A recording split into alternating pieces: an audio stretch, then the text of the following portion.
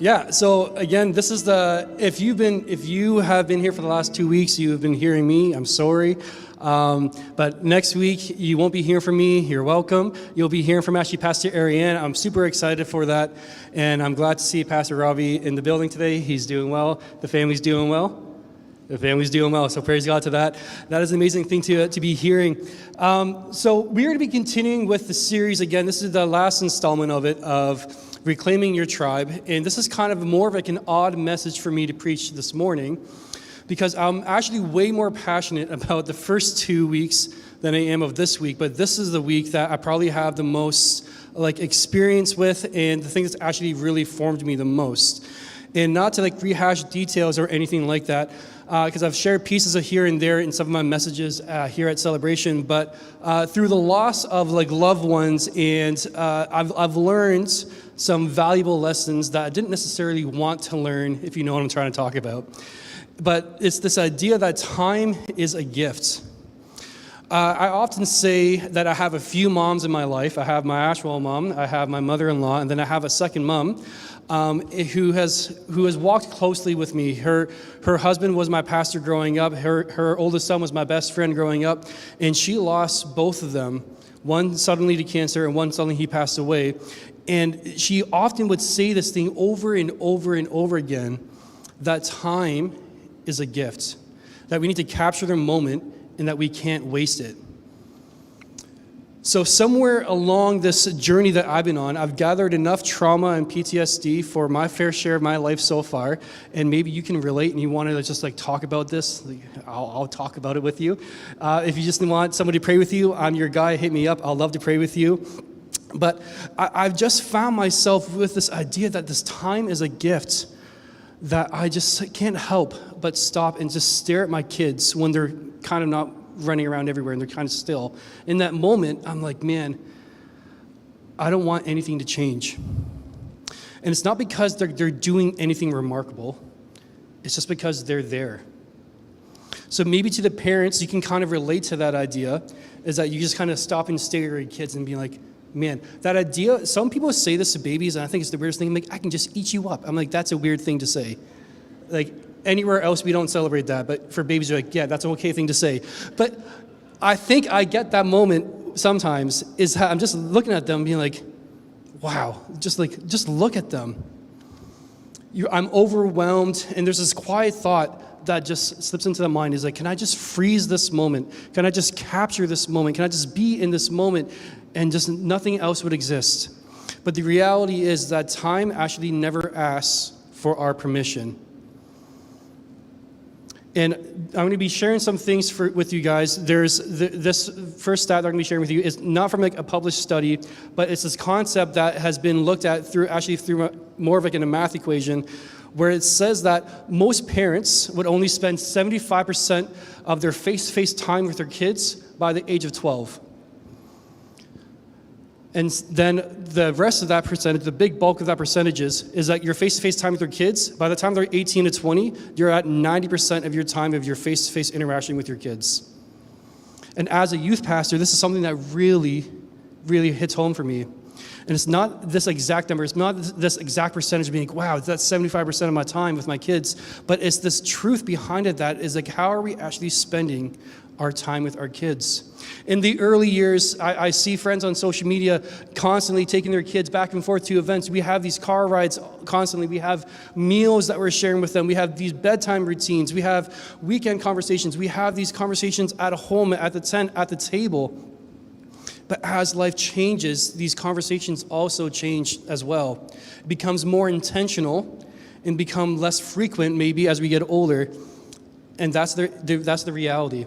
This kind of sounds like a doom and gloom. It's not that way. But also in the inverse, for those that are in their adulthood already, for young adults, if you moved out of your home city, studies would state also that you're only going to be seeing your parents, if you were to go visit them, about 50 to 80 more times before they were to pass. And the reason for that, if you look at holidays, if you look at the average life expectancy, is that our time with our family changes dramatically as we get older. So this message isn't about parenting, and it's not about aging parents either. It's about how our time is not neutral, and this time is constantly moving, whether we acknowledge it or whether we don't. See, time is the spiritual resource, and how we steward our time reveals who we are serving, what we value, and the influence that we're seeking. So Joshua stands before his people in Joshua 24, which is what we're going to be reading from today, and he says, choose this day whom you will serve.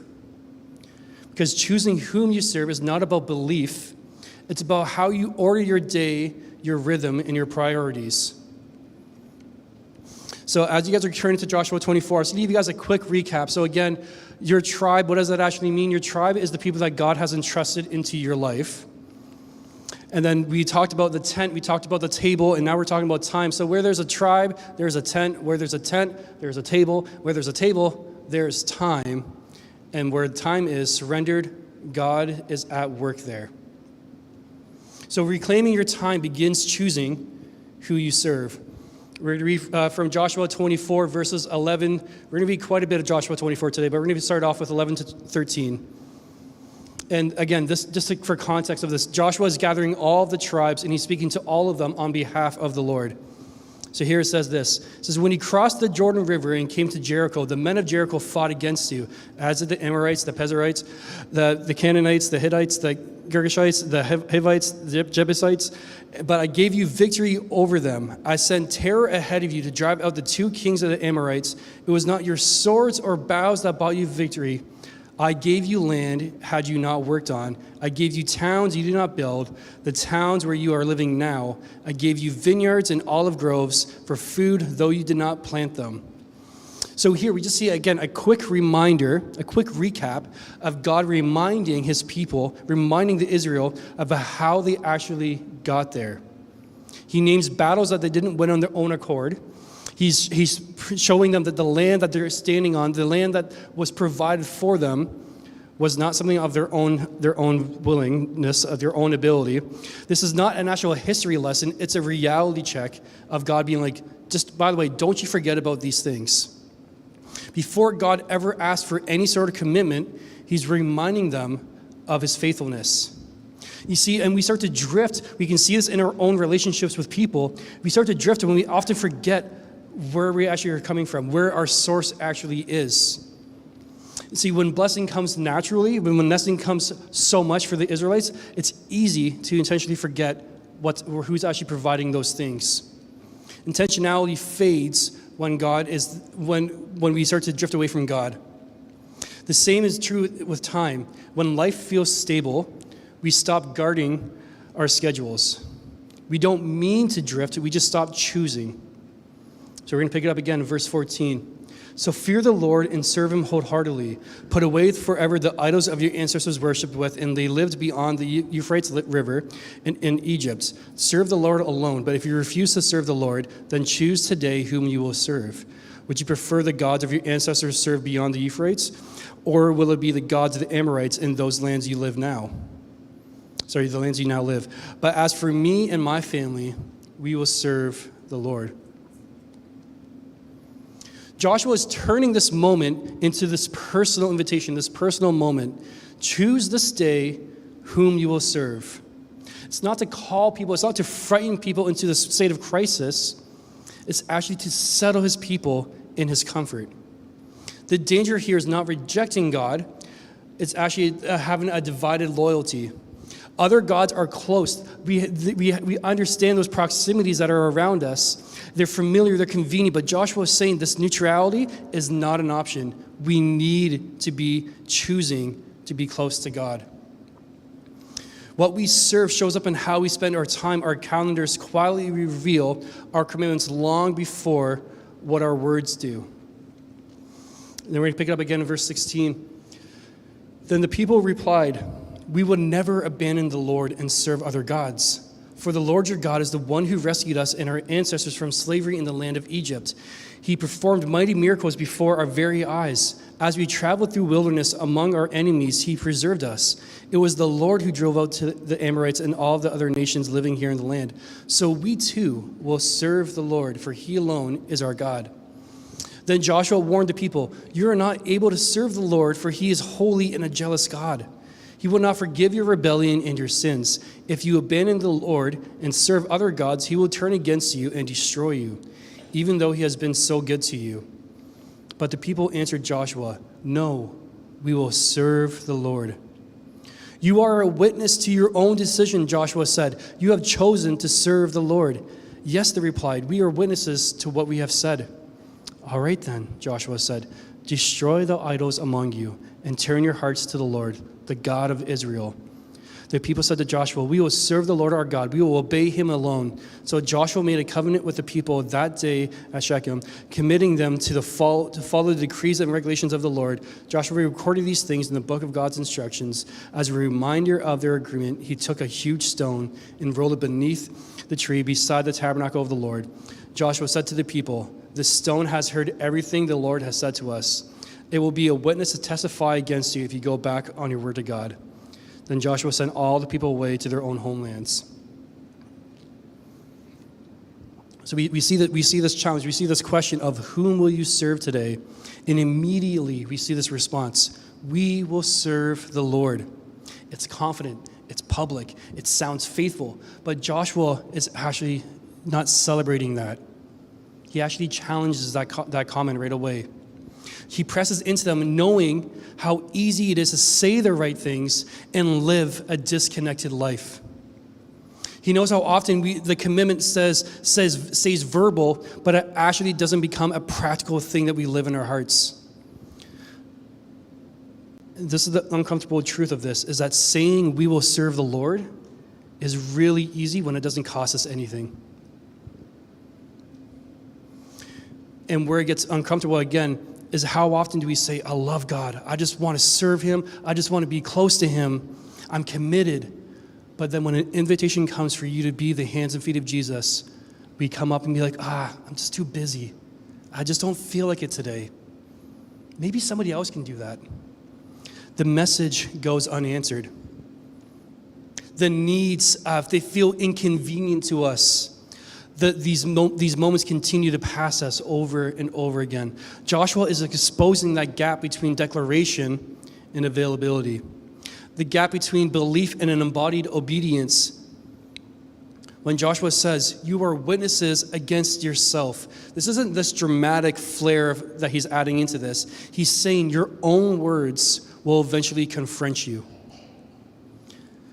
So when we look at these things, when we look at our calendar, your availability will reveal the truth long after the moment of inspiration fades. This is why Joshua is warning about the division of loyalty, not because God is fragile, but because because of the half-hearted faith collapses under pressure time and time again. When life gets busy, no matter what your structure is, if it's not built on Christ, your rhythms will be the first things to go. Serving the Lord is not a statement, it's a belief. It's a posture of showing how responsive you will be. It means when God interrupts our plans, we're willing to still show up and interact in those things. And I think as a church, we can testify that we've had some hiccups along the way and some things. And so we see this idea is that his challenge still stands. Not choosing is still a choice. Over time, what we repeatedly give our hearts to is what we are actually serving. Before we talk about what steals our time, we need to be honest about what has already been given to it.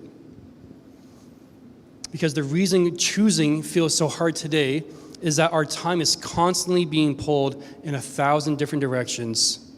Between our own personal desires, between maybe your kids and your family commitments, there's things that they might not even be bad things, but they can be distracting ones. If we don't set boundaries, if we don't do those things, our rhythms will be decided for us. So if you like taking notes, this would be the second point here, is like wisdom reclaims time before distractions take it. Ephesians 5:15-17 reads as this, so be careful how you live. Don't live like fools, but like those who are wise. Make the most of every opportunity in these evil days. Don't act thoughtlessly, but understand what the Lord wants you to do. Paul begins with a posture, not a command. Look carefully how you walk. He's not calling for urgency. He's calling for awareness.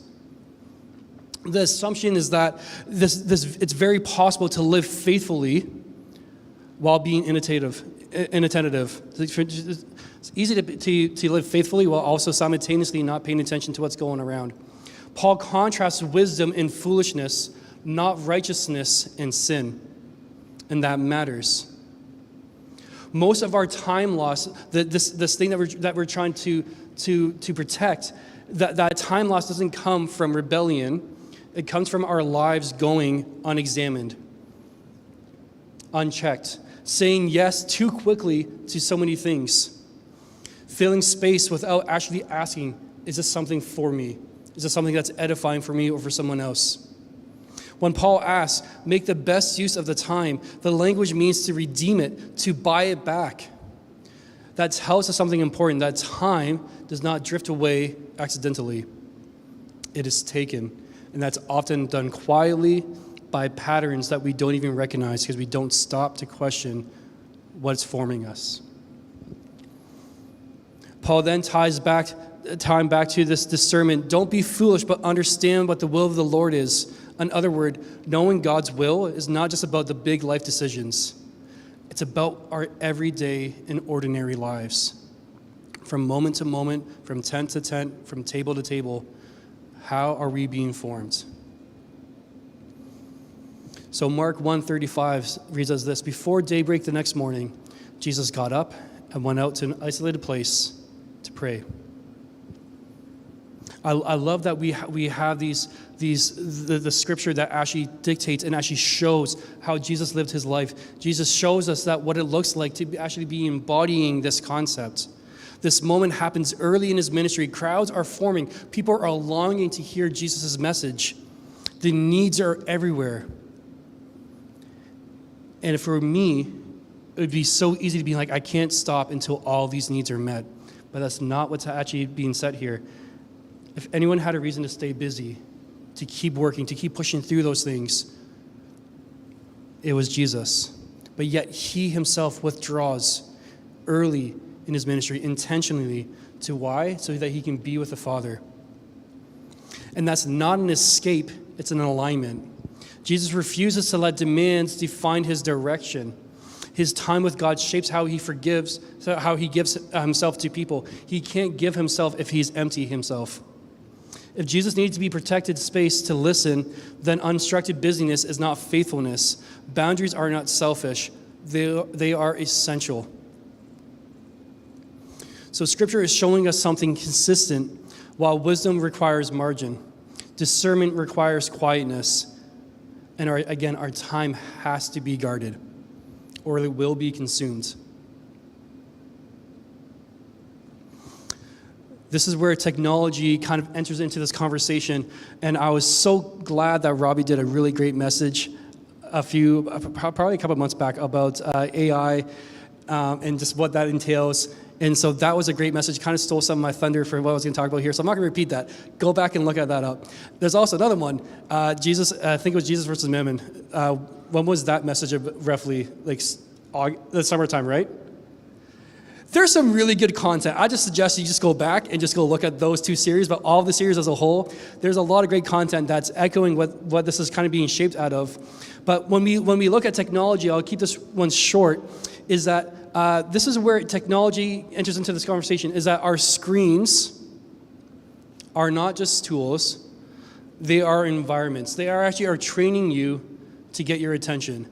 There's so many studies that are being done as to how we can get people to be more engaged on your phone. Delayed notifications on liked posts so that you can go back to that thing, so you can get that dopamine hit, that pop of red saying you got a notification. Again, it just drives you to go back to this time. And this thing is training our attention, it's shaping our patience, and it's normalizing this constant state of distractions. So for parents, if I may, this matters actually deeply. Not because screens are evil, I'm not saying that, but because formation is always happening, whether you recognize it or not.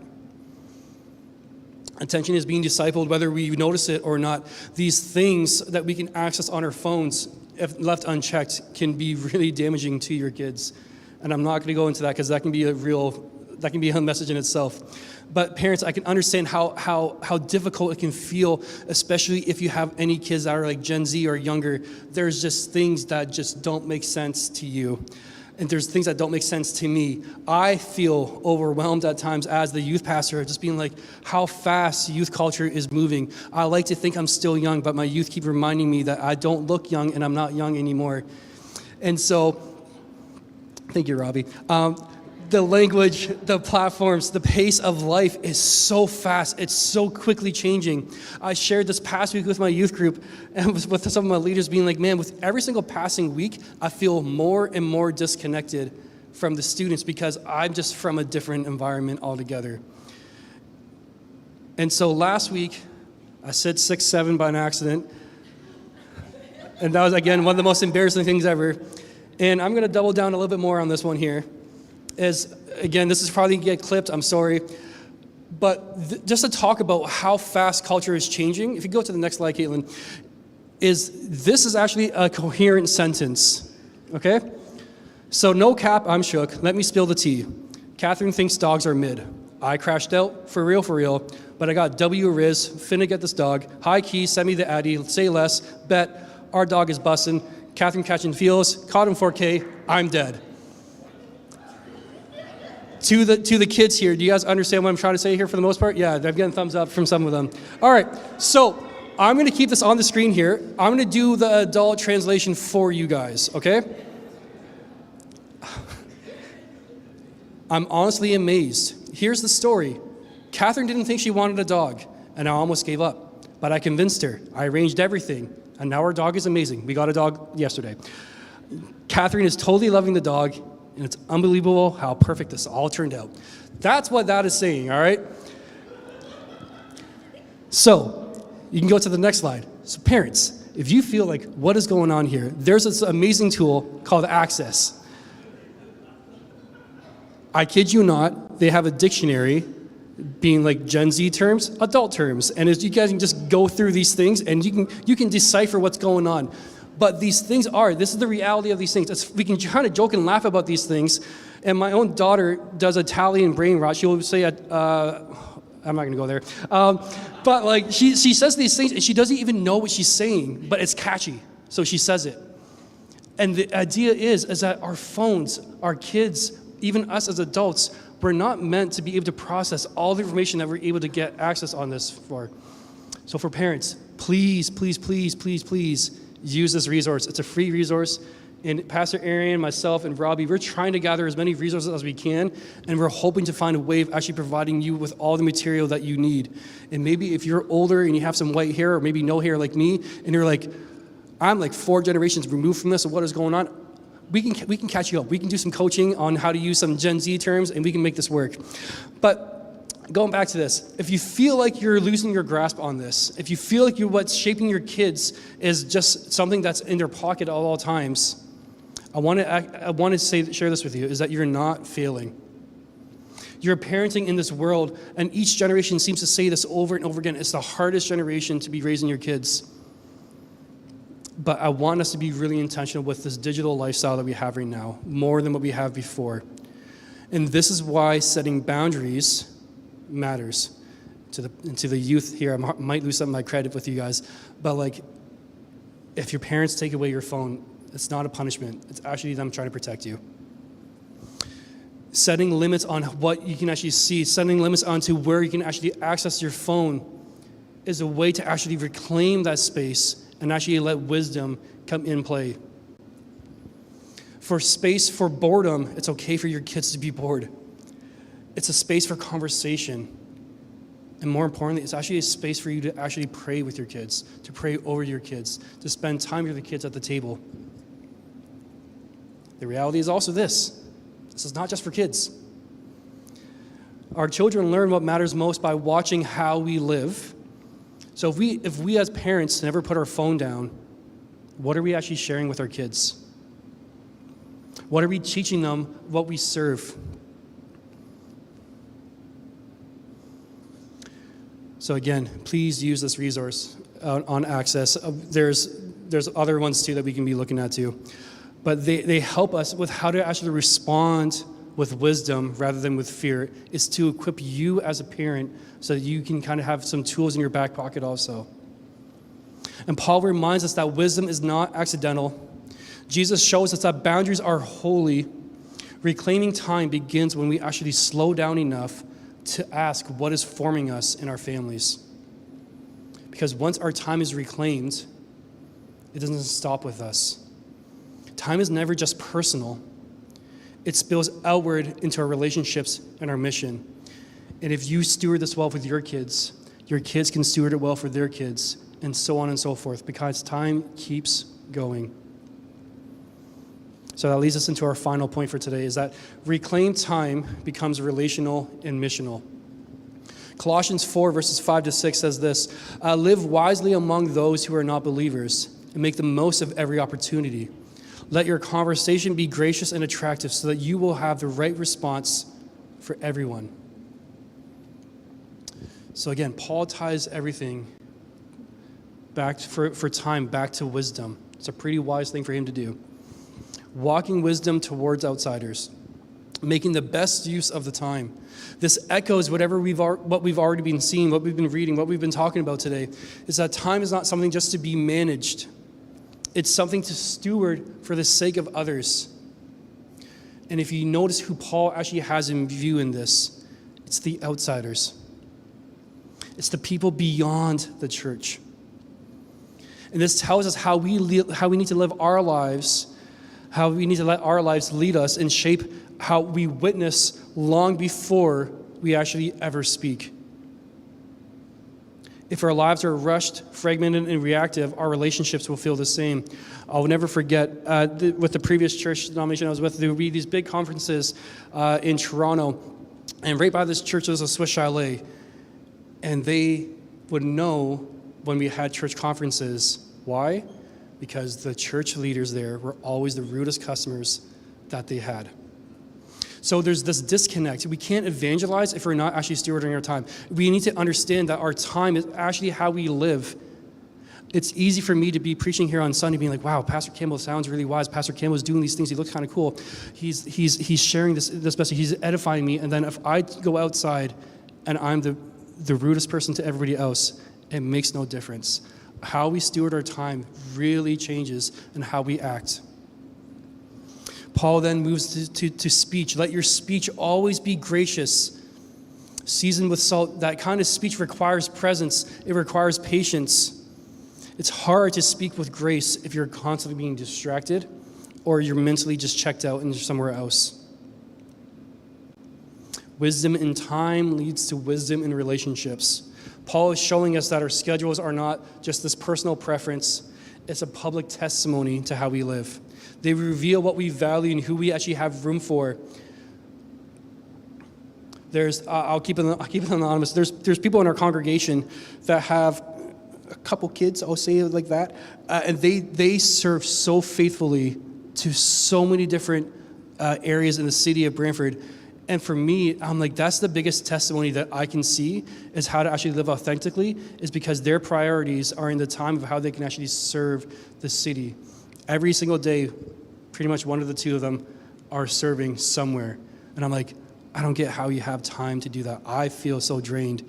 And so it's this idea that when we can actually reclaim these things, when we actually look at our schedules and see what we're actually serving, if they're rooted in prayer and being corrected with the Father, being aligned with the Father, and then when our lives are actually overfilled, the first thing we lose is our availability.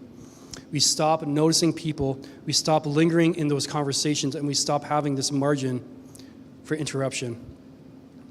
So reclaiming your time creates space for love to actually be practiced.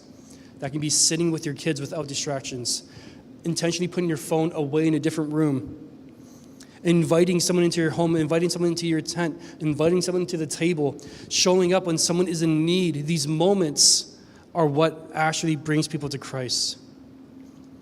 These moments that rarely fit into a crowded schedule, they require margin. This is also why intentionality decisions, this is why the intentional decisions around the church rhythms actually really matter. They're not about filling calendars, they're about shaping lives. So I carried the torch from Robbie 2 years ago, roughly, for youth ministry. And one of the first changes I really wanted to make was actually shift off of Friday night to Wednesday night. And the reason for this is because I really wanted to move our youth night into an area where it can be midweek. And the reason for that is so that the families can actually reclaim the weekend and actually spend time as a unit. Because on long weekends, Friday night, youth are going to be going somewhere else. But on Wednesday nights, there's not that added pressure of like, do I get to choose where I want to be? Do I get to be with my family when they go visit someone else, or do I go to youth? It's to protect families. It's to help them reclaim the weekends for rest, for relationships, and an added presence to create rhythms where faith in their family can grow together rather than compete with one another. The decision reflects what Joshua is actually modeling here. When our priorities are clear, our time follows. And when time aligns with values, that's when formation can happen naturally. Time is never just about efficiency, it's about availability. Availability is one of the primary ways to give God, how God loves to show his love to people and through us. And this is where we can kind of find clarity in this idea, is in the life of Jesus again, who perfectly aligned his time with the Father's heart, creating space for prayer and presence and a mission. So all this ultimately leads us to this personification of this idea in Jesus. Joshua stood near the end of his life, and he called all the people to choose whom they would serve. Paul reminded the church that wisdom is revealed in how we steward our time, but Jesus doesn't speak about time, he redeems it. Jesus lived in perfect alignment. He knew when to withdraw and when to engage. He created space for prayer, for presence, and for people, and he never rushed it. He was always purposeful. He refused to let the crowds dictate how Jesus should serve, and how the time with the Father is supposed to be set. So I'm going to read one last passage here and then kind of share about that. I'm going to ask the communion servers and the worship team to come on up after I'm finished reading. And we're going to read from Luke 23. Luke 23, 39 to 43. And it's the account of Jesus with the two people on the cross beside him. One of the criminals hanging beside him scoffed, "So you're the Messiah, are you? Prove it by saving yourself and us too, while you're at it." But the other criminal protested, "Don't you fear God even when you have been sentenced to die? We deserve to die for our crimes, but this man has done nothing wrong." And then he said, "Jesus, remember me when you come into your kingdom." And Jesus replied, "I assure you, today you will be with me in paradise." So I'll invite the team to come on up. So we have two men side by side, both hanging, both facing death. Time is ticking for them. One laughs, one cries out in faith. One drifts, one surrenders. One chooses cynicism and mockery, and one chooses Jesus. One chooses death, and one chooses life. Even at the very end, every choice matters. Choice is never irrelevant. Choice defines eternity. Joshua said, "Choose this day whom you will serve." And Jesus is saying the same to you. The communion service could come on up. So today in this room, with the hours of life that we have, with the seconds that slip by unnoticed, every minute is a moment to follow him or not.